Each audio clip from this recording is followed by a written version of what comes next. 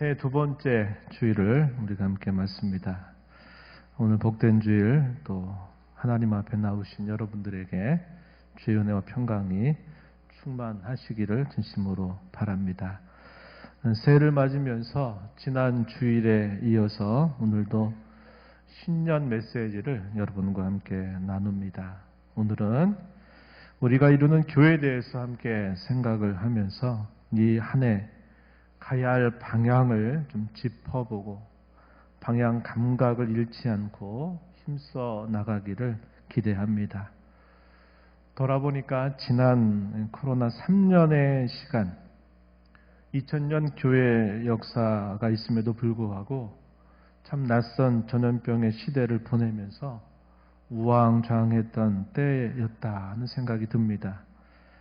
교회들도 갈 방향을 잃고 헤매는 동안에 교회는 세상으로부터 많은 비난과 조롱을 받았고 그 여파로 지금까지 수많은 사람들에게 교회에 대한 이미지가 좋지 않고 실제로 또 많은 신자들이 예배당에 출석하지 않는 소위 가난한 신자들이 많이 생겨났고 여전히 지금도 그렇게 이루고 있음을 알게 됩니다. 우리가 돌아봐야 될 것은 잘 되돌아봐야 하지만 그럼에도 이유를 불문하고 교회는 이 세상의 소망입니다. 교회가 구원의 방주라고 하는 사실은 변함이 없습니다. 우리가 오늘도 이 교회에 속해 있으며 교회를 이루고 있다는 사실은 가장 영광스럽고도 복된 일입니다. 아무리 이 땅의 교회가 연약하고 부족해도 말이죠. 오늘 설교의 제목은 부름받은 교회, 보냄받는 교회입니다. 우리가 어떻게 교회로 부름을 받았는지 그리고 우리가 교회로서 무엇에 힘써야 할지를 함께 생각해 보려고 합니다. 오늘도 말씀과 함께 역사하시는 성령께서 우리 모두를 깨닫게 하시고 은혜를 주시고 새롭게 해주시기를 진심으로 바랍니다.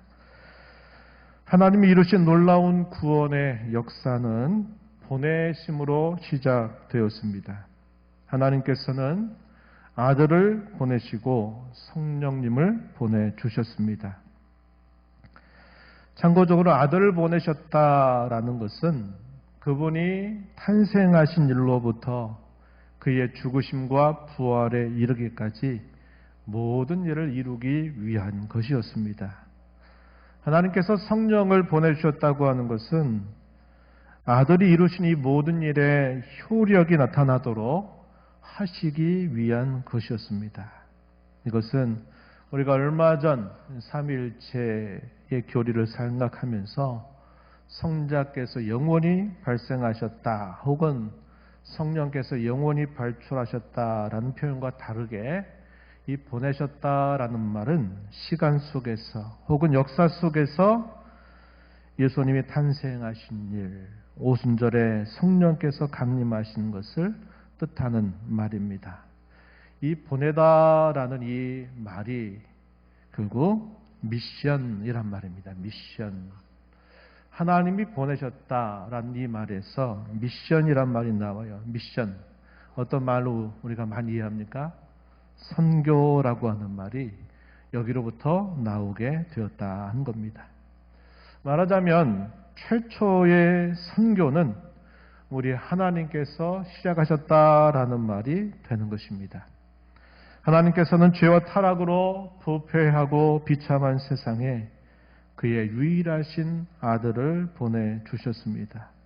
그의 이름을 예수라 하심으로 자기 백성들을 그들의 죄 가운데서 구원할 자로 보내셨음을 알려주셨습니다. 왜 이렇게 하셨냐고 묻는다면 성경은 그것은 오직 하나님의 사랑 때문이라고 알려줍니다. 하나님께서 예수님을 보내주신 것은 지난 인류 역사에 있어서 가장 찬란한 꽃과 같습니다. 그 일은 미리 예언되고 준비되었고 마침내 때가 차서 이루어진 일입니다. 이에 대해서 성경 갈라디아서 4장 4절 말씀과 우리 너무 잘 아는 요한복음 3장 16절은 이렇게 기록합니다. 갈라디아서 4장 4절 말씀에 이렇게 말하죠. 때가 참에 하나님이 그 아들을 보내사 여자에게서 나게 하시고 율법 아래에 나게 하셨다 이렇게 말합니다. 때가 찼다 이 말은 하나님이 준비하신 일이 있었고 그 준비하신 일이 다 됐을 때, 때가 되었을 때 하나님께서 그 아들을 보내주셨다. 보냈다라고 하는 말, 이것이 바로 여기서 미션이란 이 말이 사용되고 있다 이 말이죠. 또 우리가 너무나 잘 아는 유명한 구절, 요한복음 3장 16절 말씀에 하나님이 세상을 이처럼 사랑하사 독생자를 주셨으니 이는 그를 믿는 자마다 멸망하지 않고 영생을 얻게 하려 하십니다. 이렇게 말합니다. 하나님이 세상을 이처럼 사랑하셔서 독생자를 주셨다 혹은 보내주셨다 이렇게 말하고 있는 것입니다. 그런데 그것이 전부가 아니었습니다. 성도 하나님께서는 아들과 함께 그 완성의 증표로서 또다시 우리에게 성령님을 보내주셨습니다. 먼저 예수님은 십자가 죽음을 바로 앞둔 전날 밤 마가 다락방에서 제자들에게 성령님을 보내실 것을 예고하셨습니다. 마침내 그 예고대로 성령님을 보내주셨습니다. 이에 대해서는 요한복음에서 그리고 또 사도행전을 통해서 우리가 확인하게 됩니다. 요한복음 14장 26절 말씀에서 예수님은 이렇게 예고하셨어요. 보혜사 곧 아버지께서 내 이름으로 보내실 성령, 그가 너에게 모든 것을 가르치고 내가 너에게 말한 것들을 생각나게 해줄 것이다. 뭐라고 표현했습니까? 아버지께서 내 이름으로 보내실 성령, 여기서 보낸다라는 말을 사용했어요. 한 장 넘어가서 요한복음 15장 26절 말씀에서도 예수님은 또 이렇게 말씀하십니다. 내가 아버지께로부터 너희에게 보낼 보혜사 곧 진리의 성령이 오실 때 그가 나를 증언하실 것이다. 여기서도 아버지께로부터 내가 너희에게 보낼 보혜사 곧 성령 이렇게 표현해서 성령을 보내주신다라는 말씀을 예고하신 바 있습니다. 사도행전 2장 32절 33절의 말씀은 베드로 사도의 설교로 아주 유명한 부분인데 이 베드로 사도가 오순절에 성령 강림하신 사건을 두고 무사람들이 비난하고 조롱하기를 술 취했다라고 비난하는 말에 대해서 결코 그게 아니다 그러면서 이 베드로 사도가 설명하는데 거기 말씀에 보면 이렇게 말합니다. 이 예수를 하나님이 살리신지라 우리가 다 이래 증인이다. 하나님이 오른손으로 예수를 높이심에 그가 약속하신 성령을 아버지께 받아서 너희가 보고 듣는 이것을 부어 주셨다 이렇게 말합니다. 예수님은 마가의 다락방에서 제자들과 함께 있으면서 성령을 내가 아버지로부터 너희에게 보내주실 것이다 예고하셨고 마침내 때가 됐을 때 성령께서 오순절에 강림하신 이 사실에 대해서 베드로 사도가 이것을 말해주고 있는 것이죠. 하나님께서 아들과 성령을 우리에게 보내주셨다라고 하는 이 말씀은 우리 편에서 볼 때는 무슨 말일까요? 아들과 성령께서 우리 가운데 오셨다라는 말이 되죠. 먼저 예수님의 오심에 대해서 요한복음 1장 14절 말씀은 이렇게 기록합니다. 말씀이 육신이 되어 우리 가운데 거하셨다. 이렇게 말합니다. 말씀, 누구를 표현하는 말입니까? 예수님을 표현한 말이에요. 그분이 육신이 돼서 우리 가운데 거주하셨다. 우리 가운데 오셔서 우리 가운데 거하게 되셨다. 이렇게 소개를 해주고 있어요. 죄 아래 살던 우리에게 오신 예수님은 우리보다 더 낮은 자리까지 내려가셔서 우리를 위해서 죽음까지 겪으셨습니다. 우리를 살려주시고 높여주시려고 부활하신 그분은 이 땅에 보내심을 받은 모든 일을 다 완수하시고 마침내 하늘로 오르셨습니다. 이 땅에 보내심을 받은 모든 일을 완수하신 후 오순절이 될 때 성령께서 우리 가운데 강림하셨습니다. 이건 역시 예수님께서 마가의 다락방에서 예고하셨던 일이었죠. 이 예고하셨던 그 일은 마침내 오순절이 될 때 성취가 되었습니다. 이에 대해서 우리가 다른 성경 구절을 또 살펴볼 수 있는데 요한복음 16장 13절 말씀에 이렇게 기록합니다. 그러나 진리의 성령이 오시면, 누구 편에서 기록된 말씀입니까? 우리 편에서 기록된 말씀이죠. 진리의 성령이 오시면 그가 너희를 모든 진리 가운데로 인도하실 것이다.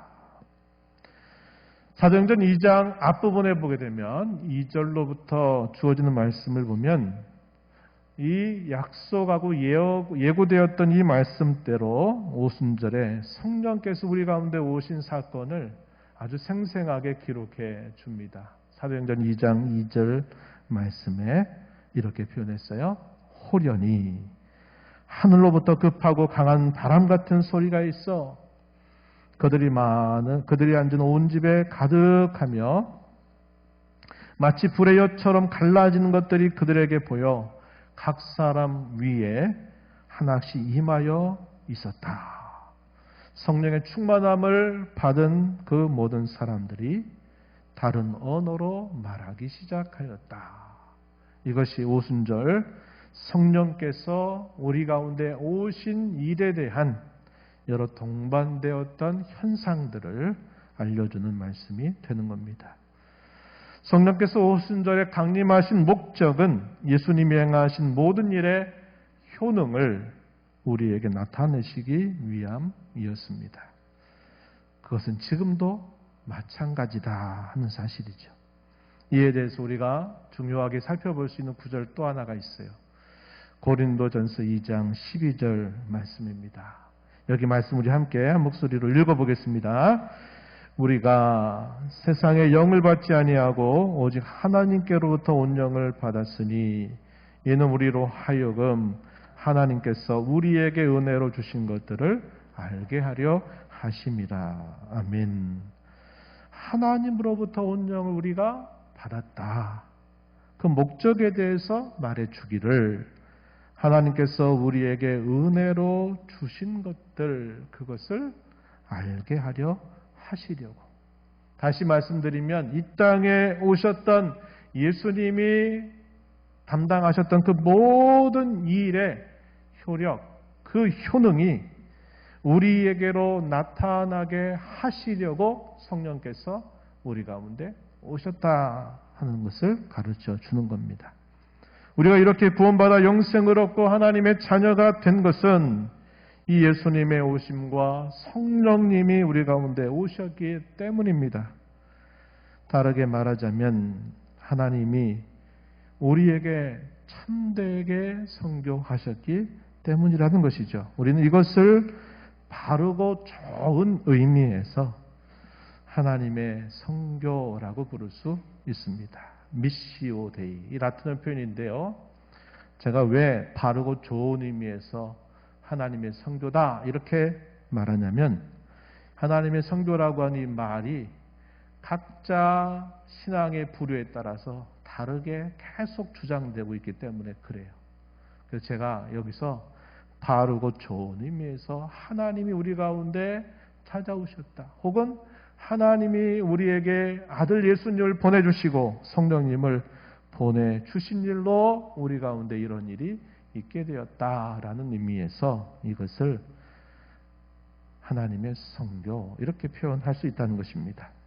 이제 이런 이해를 바탕으로 오늘 설교의 제목, 부름받은 교회 보냄받은 성도를 다룰 때가 되었습니다. 순서대로 먼저 부름받은 교회를 함께 생각해 봅니다.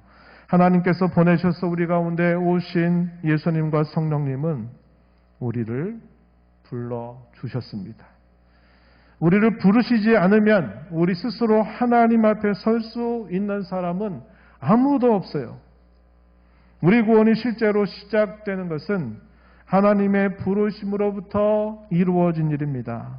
바울 사도는 로마서 1장 7절에서 로마 교회를 향하여 이렇게 표현하고 있습니다.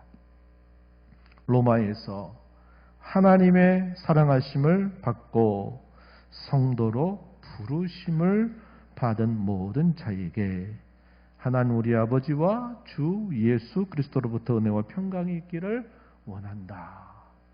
뭐라고 표현합니까? 로마에 있어서 하나님의 사랑하심을 받고 성도로 부르심을 받은 모든 자다. 이 로마 교회를 이렇게 표현해요. 부르심을 받은 자. 하나님의 사랑하심을 받고서 성도로 부르심을 받은 자. 이것을 로마 교회로 표현하고 있는 것이죠. 또한 사도는 로마서 8장 28절 또 30절에서 부름을 받은 이들에게 이루어지는 역사에 대해서 이렇게 표현했습니다. 부름을 받은 자는 의롭다함을 받고 의롭다함을 받는 자는 영화롭게 된다. 이 사실을 말해 줍니다. 마치 끊을 수 없는 구원의 황금 사슬처럼 긴밀하게 연결되어 있다고 우리에게 알려주고 있어요. 우리 잘 아는 성경 구절이죠. 로마서 8장 28절 이렇게 말합니다. 우리가 알거니와 하나님을 사랑하는 자 곧 그의 뜻대로 부르심을 입은 자들에게는 모든 것이 합력하여 선을 이룬다. 이렇게 말씀해요. 합력하여 선을 이룬 구체적인 내용이 무엇인가 30절에서 우리에게 소개해 주는데 30절에 이렇게 말하죠. 미리 정하신 그들을 또한 부르시고 부르신 그들을 또한 의롭다 하시고 의롭다 하신 그들을 또한 영화롭게 하셨다. 이렇게 가르쳐 주고 있는 겁니다. 여기서 말하는 이 내용들이 뭘까요? 하나님으로부터 부름을 받은 자들에게는 의롭다 함이 주어지고 의롭다 함이 주어진 자들에게는 영화롭게 되는 일이 반드시 끊을 수 없는 사슬처럼 그것이 주어지게 된다 하는 사실을 말해주고 있는 겁니다. 우리 하나님은 부르신 자들을 그의 교례와 나라로 삼으셨습니다. 참 교회는 하나님으로부터 부르심을 받은 자들의 회 혹은 모임을 우리는 참 교회라고 말합니다. 교회는 주님의 몸으로 부르심을 받은 우리는 그분의 영광스러운 몸의 지체를 이루게 됩니다. 또한 하나님의 나라는 하나님의 다스림을 받는 자들이 속하는 나라입니다. 그 나라는 먼저는 영적인 나라로 우리 가운데 함께하고 훗날에는 가시적으로 우리의 눈에 보이도록 선명하게 드러나게 될 나라입니다. 우리가 참교회에 속하지 않는 한 결코 우리는 그 하나님의 나라에 속할 수 없는 것입니다. 이에 대해서 성경 구절 몇 개를 여러분들에게 제시합니다. 우리가 읽은 본문 4절 말씀, 요한계시록 1장 4절에서 이렇게 말하죠. 요한은 아시아에 있는 7교회에 편지한다. 아시아에 있는 7교회. 실제적으로 당시 박해 시대, 고난의 시대에 아시아에 존재하고 있었던 7교회를 말합니다.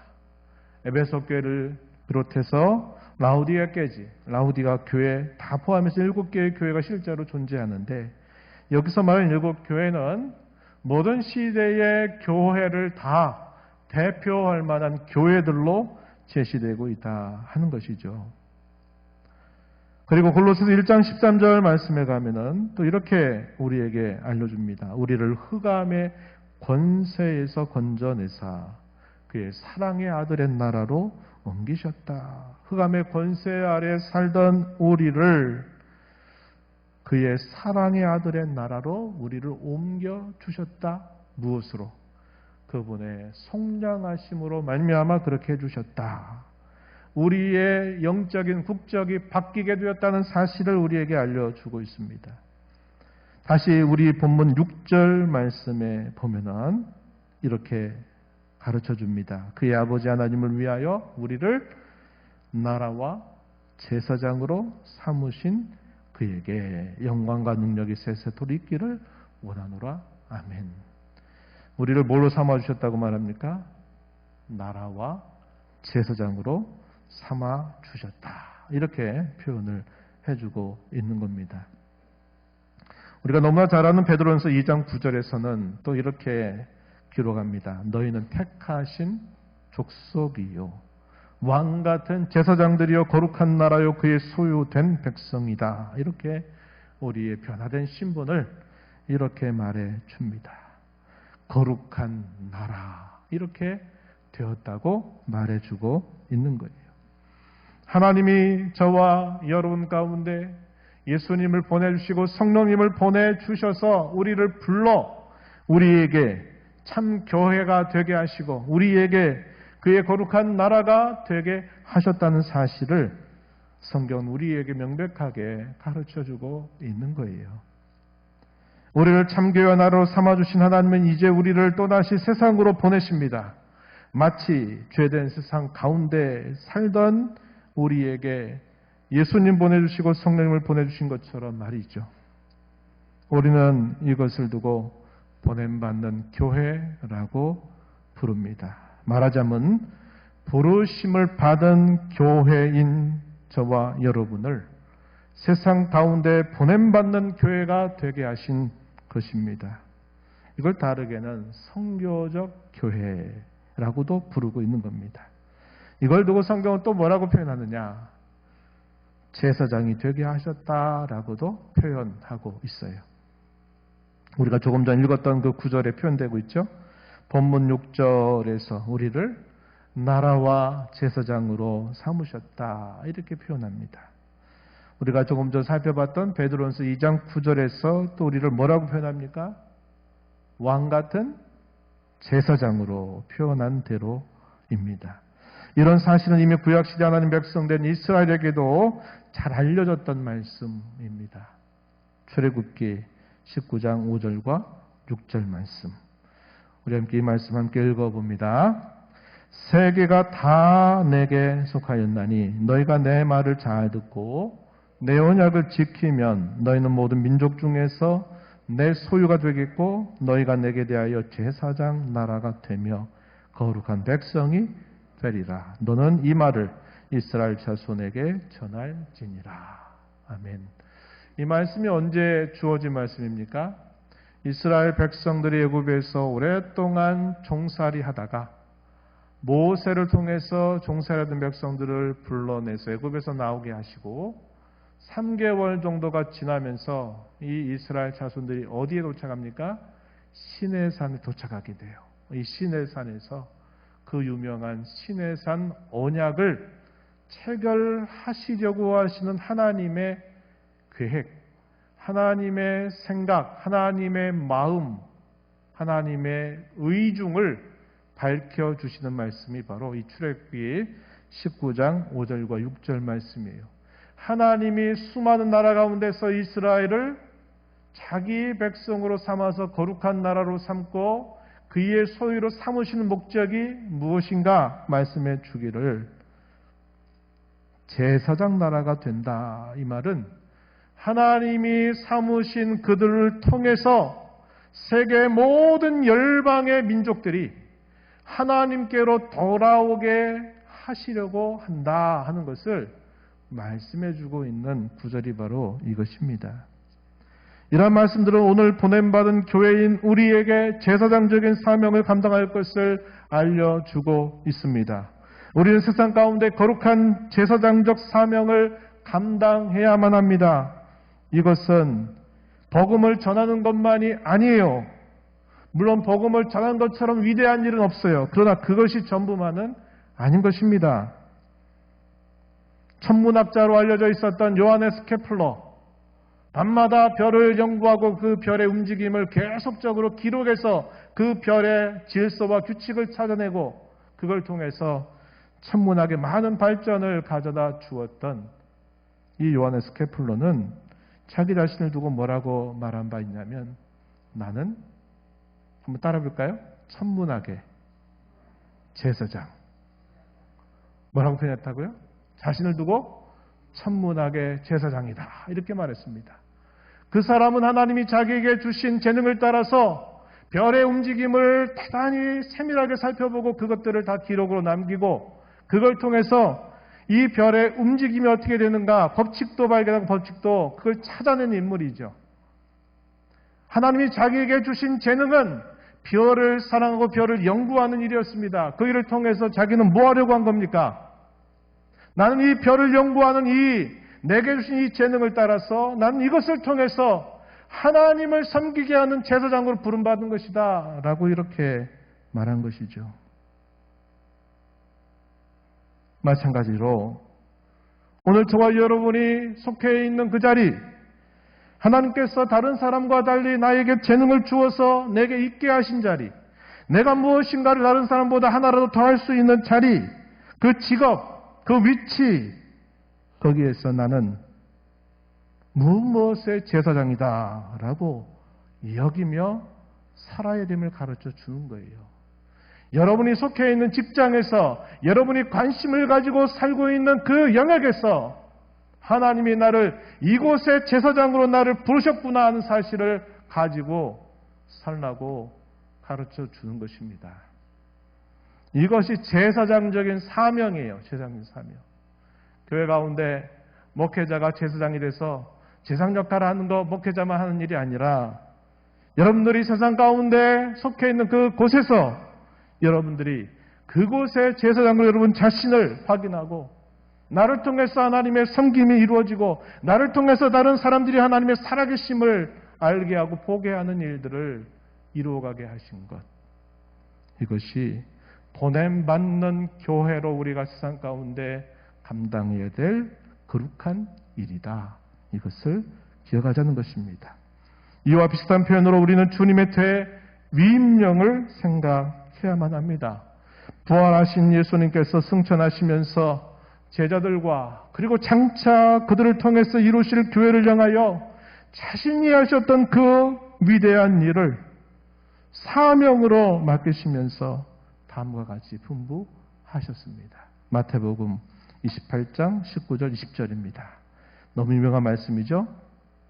그러므로 너희는 가서 모든 민족을 제자로 삼아 아버지와 아들과 성령의 이름으로 세례를 베풀고 내가 너에게 분부한 모든 것을 가르쳐 지키게 하라. 볼지어다 내가 세상 끝날까지 너희와 항상 함께 있으리라 하시니라. 이렇게 기록합니다. 승천하시면서 먼저는 사도들을 통해서 이루게 될 모든 교회를 향하여 내가 너희에게 분부한다. 어떻게 하라는 겁니까? 너희는 가라는 거예요. 주님의 보내심입니다. 가서 제자 삼고 세례 베풀고 그 말씀을 지켜 행하게 하도록 해라. 이것을 주님은 교회에 위임하시면서 승천하신 것입니다. 그리고 그 주님은 다시 오셔서 그 모든 일들을 친히 완성하실 것입니다. 이 일을 완성하실 때까지 교회는 세상 가운데 계속적으로 보냄을 받는 것입니다. 우리 하나님께서 성교의 시작이 되신 것처럼 우리 하나님이 친히 그 성교의 완성자가 되시겠다는 것이죠. 성경은 이렇게 우리에게 약속합니다. 고린도서 15장 23절 이하에 보면은 주께서 이 땅에 다시 강림하시게 될 때, 재림하게 될 때 있게 된 일들을 우리에게 자세하게 알려주셨어요. 이렇게 말합니다. 각각 자기 차례대로 되리니 먼저는 첫 열매인 그리스도요. 다음에는 그가 강림하실 때 그리스도에게 속한 자요. 그 후에는 마지막이니 그가 모든 통치와 모든 권세와 능력을 멸하시고 나라를 아버지 하나님께 바칠 때라. 28절에서는 또 이렇게 말합니다. 만물을 그에게 복종하게 하실 때는 아들 자신도 그때 만물을 자기에게 복종하게 하신 이에게 복종하게 되리니 이는 하나님이 만유의 주로서 만유 안에 계시려 하심이라. 주께서 강림하시게 될 때 이제 주께서 마지막에 하실 그 일이 뭐냐면 모든 대적과 원수들을 다 멸하시고 난 다음에 다 주님 앞에 복종케 하시고 주님 자신이 친히 복종하게 되므로 하나님께서 만유 안에 만유의 주가 되게 하시겠다. 이렇게 말씀하고 있는 것이죠. 요한계시록 11장 15절에서는 또 이렇게 말합니다. 세상 나라가 우리 주와 그의 그리스도의 나라가 되어 그가 세세토록 왕노릇 하시리로다. 이렇게 말하고 있습니다. 이게 무슨 말입니까? 그분이 친히 이 모든 일들을 다시 오셔서 완성하실 것이라는 거죠. 그 완성을 하시기 위하여 오시기 전까지 이 땅에 존재하는 모든 교회는 세상 가운데 보냄받는 교회로서 이런 선교의 사명, 이런 제사장적인 사명을 감당해야 된다는 사실을 가르쳐주고 있는 겁니다. 교회가 영광스러운 또 하나의 이유가 뭘까요? 그것은 우리 주님께서 하셨던 일을 지금 여기서 교회가 감당하기 때문입니다. 교회인 우리는 가장 위대한 일에 부르심을 받고 또한 보내심을 받습니다. 우리가 이곳 교회에서 하는 모든 일은 이 위대한 일과 연관되고 또한 그래야만 합니다. 더 이상 우리끼리라고 하는 이 울타리 안에 우리가 갇혀 있어서는 안 되는 겁니다. 그럼 교회가 갈 길을 잃어버리게 되는 거예요. 울타리 밖 세상을 향하여 우리의 손과 발을 향하는 저와 여러분, 그러한 교회가 되어야 한다는 것입니다. 지금까지 우리는 부르심을 받은 교회, 보냄받는 교회라고 하는 말씀을 확인했습니다. 이 말씀을 가지고 몇 가지 적용점을 제시합니다. 첫 번째는 무엇보다도 부르심의 은혜에 감사하자고 하는 것이에요. 하나님은 죄와 타락으로 부패하고 비참했던 저와 여러분에게 예수님을 보내주시고 성령님을 보내주셔서 저와 여러분을 영광스러운 주의 교회가 되게 하시고 나라로 삼아 주셨습니다. 이 은혜는 우리 일생 일대의 가장 큰 은혜입니다. 맞아요? 맞아요. 맞습니다. 우리 인생에 어떤 일을 겪고 어떤 굴곡을 만나고 어떤 인생의 꼭지점들을 우리가 지나간다 하더라도 저와 여러분에게 예수님 보내주시고 성령님 보내주셔서 우리를 그의 영광스러운 교회로 삼아주시고 그의 나라가 되게 하셨다고 하는 것은 일생일대의 가장 큰 은혜입니다. 그러므로 우리는 어떤 상황 속에서도 늘 감사하고 하나님께 영광 돌리기를 결단해야만 하는 겁니다. 아프다 그래서 내 삶에 어려움이 있다 그래서 내가 역경을 통과하고 있다고 그래서 원망과 불평하는 자세 버리고 그래도 나는 하나님께 감사하겠다고 내가 받은 이 은혜는 그 어떤 것으로도 취소될 수 없고 어떤 거 바꿀 수 없는 은혜이기에 나는 그래도 하나님께 감사하겠다고 결단하면서 2024년을 출발하자고 하는 것입니다. 아멘입니까? 예, 그렇게 하시자는 겁니다. 두 번째, 우리를 부르신 목적 중 하나는 참된 교회와 하나님의 나라를 이루는 것입니다. 참된 교회가 무엇입니까? 우리의 신학의 선배들은 주저없이 이러한 기준을 우리에게 알려줍니다. 하나님의 말씀이 신실하게 선포되고 그 말씀을 사모하는 것, 성례, 이 성례를 올바르게 집행하고 잘 지켜나가는 것. 이 성례라고 하는 게 뭡니까? 하나님이 저와 여러분을 사랑한다고 하는 언약의 증표입니다. 아들을 우리에게 내어주신 그 사랑을 우리에게 보이는 말씀과도 같은 게 바로 이 성례예요. 그리고 그 성례는 우리에게 또 무엇을 요구합니까? 헌신과 충성을 요구해요. 주께서 우리에게 그러한 사랑의 증표로 이런 성례를 베푸신 것처럼 우리도 그 주님을 향해서 우리의 사랑의 고백을 거기에 담고 거기에 충성을 서해가고 평생 다하도록 하나님을 섬기겠다고 하는 헌신이 표현되는 것이 뭐냐면 이 성례라고 하는 거예요. 세례와 성찬은 바로 그런 의미를 우리에게 가지고 있는 거죠. 이것을 잘 집행하고 지켜나가는 것이다. 마지막으로는 하나님의 말씀을 따라 훈련 잘 받고 때로 잘못된 일이 있을 때는 치리를 받는 것이다. 이러한 일들을 우리가 이 땅에 살면서 이런 일들을 잘 드러내고 힘써가면 그게 바로 참교회다. 이렇게 우리에게 가르쳐주고 있는 겁니다. 그런 교회를 이루어 가게 하시기 위하여 우리를 부르셨다. 또한 하나님의 나라를 이루는 것은 무엇일까요? 그 나라의 열매를 맺는 것에 집중하는 것입니다. 우리 여기 말씀에 기록된 대로 로마서 14장 17절 뭐라고 말합니까? 하나님의 나라는 먹고 마시는 것이 아니라 오직 성령 안에서 의와 평강과 희락이라 이렇게 말씀하죠. 우리가 하나님의 나라를 이루는 것은 그 나라의 열매를 우리가 잘 맺어 가도록 우리가 애를 쓰고 기도하고 힘써가는 것을 말해 주는 것입니다. 이게 하나님의 나라를 이루어가는 우리의 모습이어야 된다. 성경 가르쳐 줍니다. 마지막으로 우리를 부르신 또 하나의 목적은 보냄받는 교회와 성도로 세상 가운데 선교적인 사명, 제사장적인 사명을 감당하는 것입니다. 전도와 선교의 개념은 다른 게 아니에요.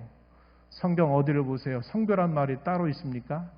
그렇지 않아요. 성경은 전도와 선교라는 말을 분리하지 않아요. 같은 말로 사용하고 있어요. 근데 우리의 과거는 뭐라고 얘기했냐면 국내에 전도하는 것은 그냥 전도라고 말하고 해외에 나가서 전도하는 것을 선교라고 말했어요. 그러나 이러한 식의 구별은 오늘날 더 이상 의미가 없는 거예요. 선교나 전도는 같은 말입니다. 믿지 않는 사람들 혹은 믿는다고 말하면서도 아직 진정으로 그리스도에게 속해 있지 않은 사람들을 그들로 하여금 참 교회에 속하게 하는 것, 그들로 하여금 참된 하나님의 나라에 속하게 하는 것, 이것이 바로 전도고 이것이 바로 선교인 것입니다.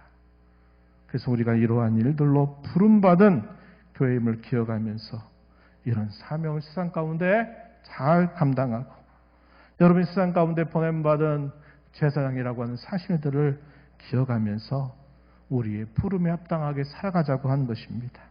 새해를 시작하면서 저와 여러분이 이루는 교회가 이러한 하나님의 원대한 계획에 동참하는 그러한 교회 되기를 진심으로 바라고 그러한 교회 이루어가는 저와 여러분 되기를 진심으로 축원합니다. 하나님 아버지 감사합니다. 저희가 누구이기에 과연 무엇이고 한데 저희를 사랑하셔서 저희에게 아들을 아낌없이 보내주시고 저희에게 성령님을 보내주셔서 저희들로 하여금 부름받는 교회 되게 하시고 하나님의 나라에 속한 자가 되게 하셨는지 참 감사를 드립니다. 또한 저희들을 세상 가운데 또 위임하시고 보내셔서 보냄받는 교회로 또 살게 하셨음을 기억하고 이 안에 저희가 이루어가는 교회가 바로 이러한 부름의 목적에 충실하게 응답하고 그렇게 또 힘써 나가는 저희의 교회가 되도록 저희의 성도들이 되도록 은혜를 베풀어 주옵소서. 예수님 이름으로 기도하옵나이다. 아멘.